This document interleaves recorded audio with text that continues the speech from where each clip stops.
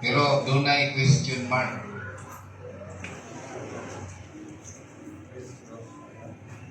Sa dili pa mag-ampot ang son. Mahan akong iblikar kanimo, nga akong kinabuhi, kaalam ibalo. Mugilan ako ang walang Santo mo, pinakamayo magtutudlo. Nga mahimo lamang mapusulanon o madaugon kami sa lihang magapamuhang ka sa ako ang kinabuhi. Naon nagkasing-kasing, akong baba. Akong ilag, Ginoong Isus, ikaw mo'y Ginoo, magtutudlo, na pinagi sa iyong Espiritu Santo, buhig, kagili sa sulod na mo karon. Ni ay mga batanon, mga hamtong babae lalaki, namati karon sa iyong mga pulo. Kagaya kami kasing-kasing mapagsanon o malinawaton, matinuhon. Aron, among makaplagan Ginoo, ang Ginoo na kinabuhi ng Kristohan. Kung itinguha, wala bisan sakit sa makadisturbo kasi sa mga bata, mga phone calls, mga social media. Kaming tanan Ginoo makadesisyon nga magtuon karon. Akong isalig kanimong tanan sa ngalan ni Jesus. Amen. So, ibutangan ako question mark kay dili tanang nagdala Christian Ginoo Christian. Sama pananglit ang Philippines gitawag siya Christian country for the most corrupt country. So dili tanang nagdalang Christian tinon Christian. So today atong examine ang atong kaugalingon o Christian bata. Are you ready? Dunay tulo lamang. Pila gani? Dunay tulo ka butang mao hinungdan aron namo sa katao mapamatudan nga dili sa tinud Christian. So karon ma-examine po nimo ang kaugalingon no. Tinud ba ka kung Christian? Number 1. Kadtong nangalagad kay gusto lang og comforts. Kanang gusto lang siya nga ma-comfort mo nang malagad sa Ginoo. Mabasa man nato na diha sa Lucas 9:57-58. Kanang pulong comforts, kanang gusto lang siyang dasigon, pasaligan, o tabangan, muna na pulong comfort, no? Atong tanaw ng giingon ni Jesus. Kung nahitabo nga sa nagapanglakaw sila sa dalan, may usa ka tawo mingon kaniya, Ginoo, mununot ako kanimo, bisan nasa ikaw moadto. Kaya nakasinatin man sila mga milagro ko. Gutom kay sila, gimilagruhan sa Ginoo mga pagkaon. Kung sa ito bang ni Jesus? Kita daw basa tanan na? Basa tanan. O si Jesus mingon kaniya, ang mga milo adunay mga lungit, ug ang mga langgam sa langit adunay mga sala. Apan ang anak sa tao, walay dapit kapahurayan siya puno. Meaning to say, paminaw yun. Nakili niya yung pag-alagad sa Ginoo, dili niya comfortable. Wala nga, kung nangalagad ka sa Ginoo nga nga, comfort sa imong gusto, dili ka tinong Kristohan. Nagkikauban ka tungod sa mga material na pabor, mura hinungdan, dili ka tinong Kristohan. Are you listening to me? You know, kung sabay rason nga nung nangalagad ka karon, nagkikauban ka tungod sa mga mayong pagtagad o pag-abi-abi. May ito si Juan kay may ito mulamano na ako. Kining pastoron, dili naman kaya mulamano. Muna di naganahan mo simba. So kung pag-abi-abi lang ang hinungdan nga nung niya ka, dili yung katinong Kristohan ng Son.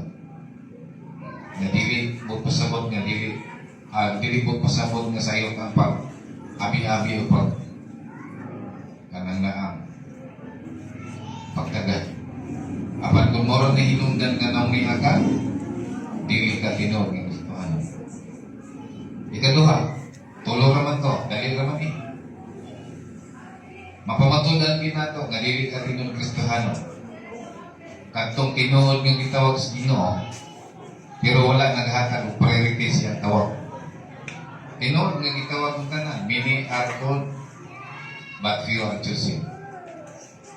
Tinuod nga gitawag, Atong tanawon ang Lucas 9:59 hanggang 60. Ug siya mingon sa usa, numunot o sunod ikaw kanako. Apan siya mingon, Ginoo, tuguti una ako sa pag-adto paglubong sa akong amahan. Dunay tao nga tinuod yung gitawag pero daghan pa kayo pa sa kali. Ay sa Ginoo busy ko. Napakoy daghang pangandoy. So tinuod yung tao nga gitawag pero priority gihapon niya iyang kaugalingon. Are you listening? Tinuod yung tao nga gitawag pero priority gihapon niya iyang pamilya. Dili ko kakuan Ginoo kay kuan mangkot dahang pasangit. Gitawag unta niya sa Ginoo pero priority gihapon niya iyang panginabuhi. Tungod sa panginabuhi dili gyud kahimo sa mga buluhaton. Dili ka biya sa iyang mga bisyo kalibutanong habit. No? Second chance na lang ang pag-alaga. Kita na ko mga Kristohanon sa social media nagpahilot gyapon sa mga kalibutan. Nang akong giawhag karon kung gusto ka mahimong Kristohanon, undangin na ng mga sayo-sayo kauban sa mga worldly songs.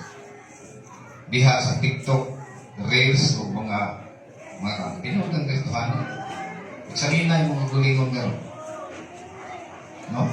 Ingon ang Lucas 9:60, apan si Jesus mingon kaniya, pasagdi ang mga patay na maglubong sila ng gulingong mga minatay, apan lumakaw ka o magmantala sa gingarihan sa Diyos. For how many times na nato mikibasa, it doesn't matter for how many times. What matters most is, tinuod na ba natong nasabtan o nakinabuhi tayo?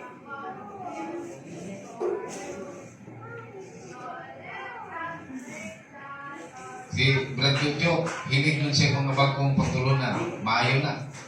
Kini, dugay na kang ibasa na ako ninyo. Ang utana, nasaktan manimog, nakinabuhi na ka. Pasagdi ang mga patay nga maglubong sa naluling yung minatay. Apan ikaw lumakaw ka o magmantala sa mga. So kung dili ka kahimo ng igsoon, di ka kasabot dili pa yung tinobisman. Ikatulong igsoon. Dili tinod ni Kristohanon. Katong willing mo lagad. Kung ino ni mo lagad, ay hindi mo baliman. Willing, pero nagdepende sa iyong pamilya. Mabasa man na ito na sa Lucas 9:61-62. Ingon diha. Basa tanan yun. Kaya huwag may usap-usap na mingon kanina. Ako musunod kanimo, Ginoo. Apan tuguti o na ako sa pagpanabilin kanila na ato sa akong balay. Apan si Jesus mingon kanina, walay tao nga makakupot sa iyang kamot sa dami o sa magaling ako sa ingrin sa Diyos. Wala na ko kiskini ang imong kaluwasan. Naluwas na kita sa grasya kay si Jesus miyani. Ingon nga muluwas kalibutan. Ang tanan mga kaigsunan nimituos kinuluwas yun. Ang isyu karon Kristohanon maka nga makapuyo sa ginarihan. Muni isyu karon so. Kristohanon maka nga makapuyo sa ginarihan. E wala mo na yung mga kupot sa daro. Minto siya kung mga lagad na kagsugo, dili na kadapat muling ilingi. Biyaan na yung mga bisyo, biyaan na mga unsa pa mga pangandoy nga muna yung mga maninimig ba? Kung datoon pa ko, dato kagi ko. Pero ako ginahuman karon nga bisan si Salomon nga nakabaton og sa kalibo kabaye sa kinabuhi o pinakadato sa tanang material pero mingon siya walay kapuslanan ang tanan. Una nga, undangon na nato kayo ang taas ng pagpangandoy. Hatag na ang iyong kinabuhi sa ito. Kung gusto kang may mong tinuloy ka sa lahat.